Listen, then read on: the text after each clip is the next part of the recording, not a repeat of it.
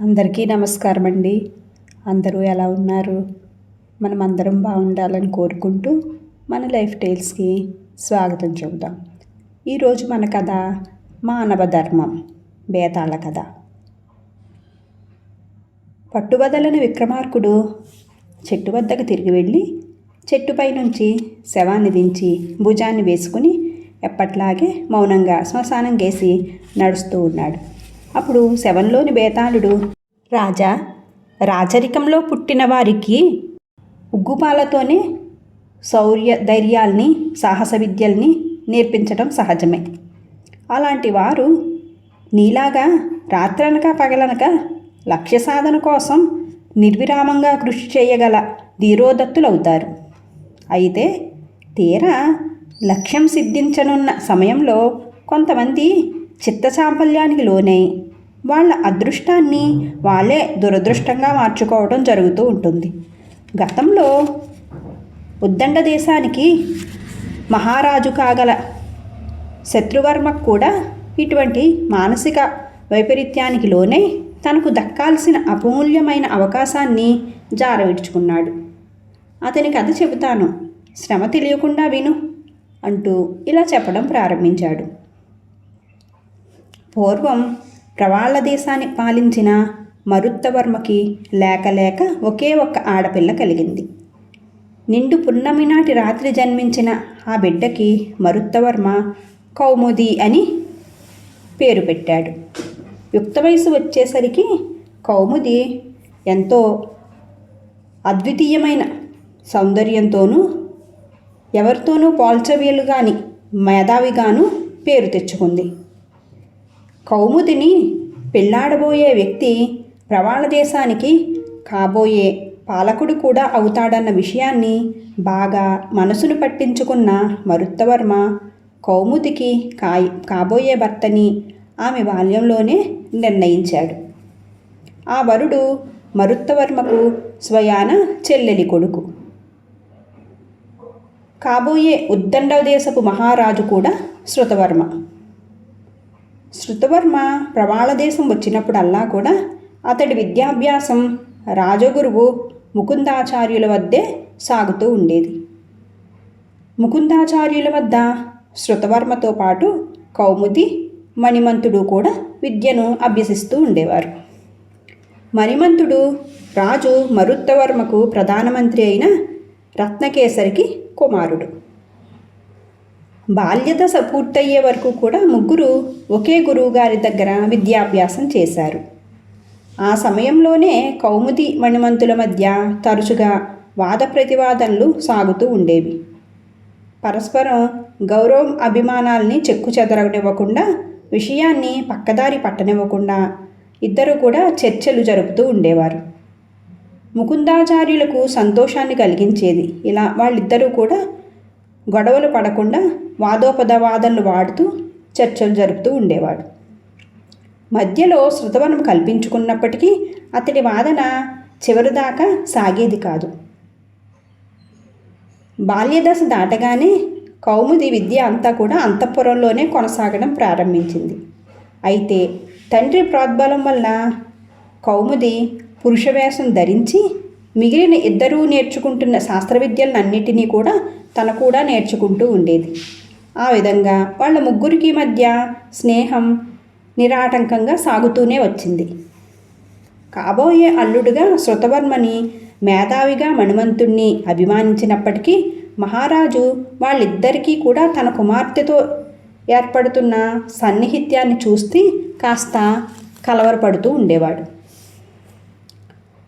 శృతవర్మ కంటే మణిమంతుడు అందంలోనూ శాస్త్ర విద్యల్లోనూ కూడా అధికుడు. రాజ్యం లేదన్న లోపం తప్పితే ఉత్తమమైన క్షత్రియపుత్రుడు. ఇప్పుడు తన కుమార్తె గాని మణిమంతుడి వైపు ఆకర్షింపబడితే తాను ఎదరెదర ఇక్కట్ల పాలు అవ్వాల్సి వస్తుందని బాధపడుతూ ఉండేవాడు.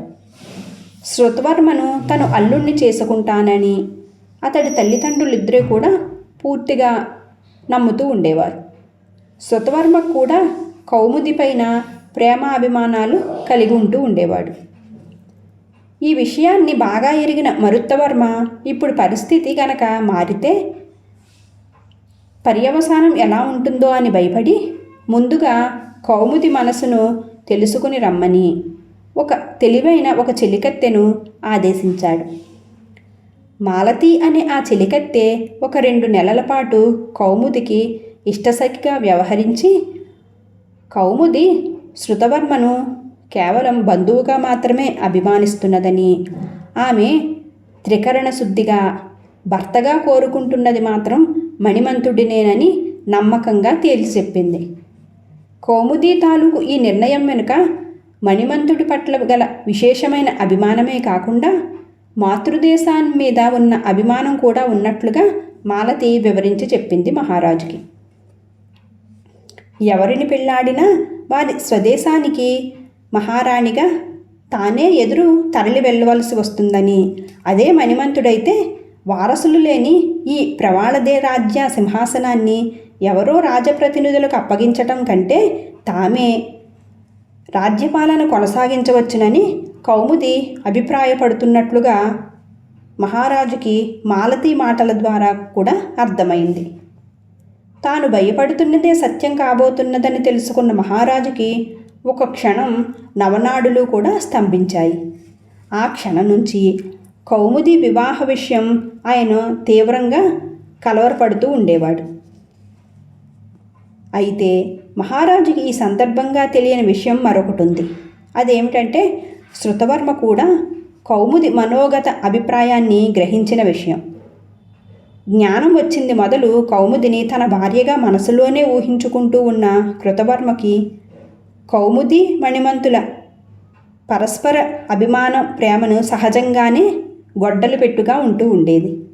అతడు ఈ విషయమై తీవ్రంగా ఆలోచించి చివరికి వెళ్ళి మేనమామను కలుసుకొని తనకు తెలిసిన విషయాలన్నీ చెప్పాడు. ఆ తర్వాత కొద్ది రోజుల పాటు ఏం చేయటమా అని ఆలోచించిన మహారాజు మేనల్లుడిని పిలిపించి, నాయన శృతవర్మ, కౌముది వివాహ విషయం గురించి నేను చాలా లోతుగా ఆలోచించి ఒక నిర్ణయానికి వచ్చాను. నువ్వు రేపే మణిమంతుడిని కలుసుకుని కౌముదిని అతడు అభిమానిస్తున్న విషయం నువ్వు గ్రహించినట్లుగా చెప్పు. తర్వాత అతడితో, మణిమంత, కౌముదిని నువ్వెంతగా అభిమానిస్తున్నావో నేను కూడా అంతగానే అభిమానిస్తున్నాను. వరులుగా మనిద్దరికీ కూడా సమానమైన అర్హతే ఉన్నప్పటికీ బంధుత్వం అనే మరొక అదనపు అర్హత నాకుంది. అయినప్పటికీ నేను ఆ అర్హతను ఉపయోగించుకోవాలి అని అనుకోవటం లేదు. అందుచేత మనమిద్దరం కూడా యుద్ధ విద్యల్లో మన బలాబలాల్ని తేల్చి చూసుకుందాం. గెలిచిన వాడికి కౌముది ప్రవాళదేశ సింహాసనం 2 దక్కుతాయి అని చెప్పు. 100కి 100 పాళ్ళు కూడా మణిమంతుడు ఈ ప్రతిపాదనను అంగీకరిస్తాడు. నువ్వు నీ సర్వశక్తుల్ని వినియోగించి కౌముదిని నీ భార్యగా చేసుకోవాలి. ఒకవేళ నువ్వు గెలవటం అసాధ్యమయ్యే పరిస్థితి కనుక ఎదురైతే అప్పుడు నేను ఏదో ఒక ఉపాయాన్ని ఆలోచించి నువ్వు గెలిచేటట్టుగా చేస్తాను. నువ్వు గెలిచాక నీకు మణిమంతుడికి మధ్య జరిగిన ఈ ఒప్పందాన్ని యావత్తును కూడా కౌముదికి చెప్పు. కౌముది కూడా ఇక మారు మాట్లాడకుండా నిన్ను భర్తగా అంగీకరిస్తుంది అంటూ వివరించి చెప్పాడు మహారాజు. మేనమామ మాటలకి శృతవర్మ కొద్ది క్షణాలు ఆలోచించి, మామయ్య, ఉన్నది ఉన్నట్టుగా చెప్పాలంటే మేమిద్దరం సమానమైన నైపుణ్యం గల యోధులమే అయినప్పటికీ మణిమంతుడికి సహజమైన ఆభరణంగా అబ్బిన ఆత్మవిశ్వాసం అతనికి రెట్టింపు శౌర్య ధైర్యాలను ప్రసాదిస్తూ ఉంటుంది. అందుచేత మనం ఒక పని చేద్దాం. ఆరావళి పర్వత ప్రాంతంలో గురుకులాన్ని నెలకొల్పిన కృష్ణచంద్రుడు అనే గురువు పేరు నువ్వు వినే ఉంటావు. భావితరాలకు కాగల మహారాజులకు ఆయన సకల శాస్త్రాలలోనూ ప్రత్యేకమైన శిక్షణ ఇస్తూ ఉంటారు.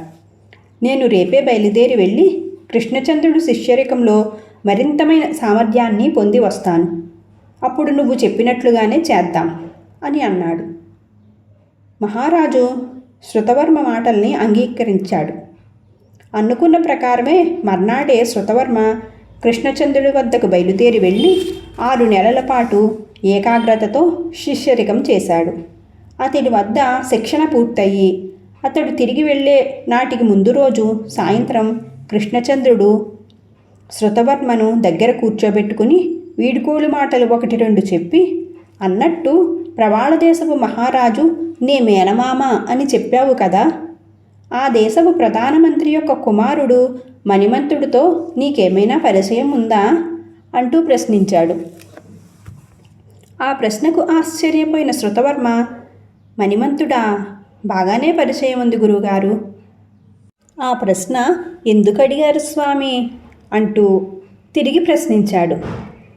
అందుకు కృష్ణచంద్రుడు చిరునవ్వు నవ్వుతూ, నాకు అప్పుడప్పుడు నేను ఎవరు అనే విషయం ప్రజలకు తెలియనివ్వకుండా దేశ సంచారం చేసే అలవాటు ఉంది. నువ్వు నా దగ్గరకు శిష్యుడిగా రావటానికి కొద్ది రోజుల క్రితమే ప్రవాళ దేశంలో వసంతోత్సవాలు జరిగాయి. ఆ సమయంలో నేను అక్కడే ఉండటం చేత ఉత్సవ సందర్భంగా యుద్ధ విద్యల్ని ప్రదర్శించిన వారిలో మణిమంతుడిని అపూర్వమైన విన్యాసాల్ని చూడగలిగే అదృష్టం నాకు కలిగింది.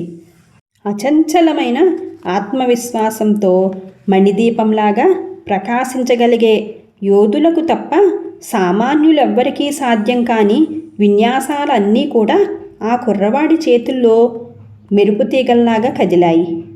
మణిమంతుణ్ణి నేను ఆహ్వానిస్తున్నానని నువ్వు చెప్పు, ఒకసారి ఆశ్రమానికి వచ్చి వెళ్ళమను అని చెప్పారు గురువుగారు.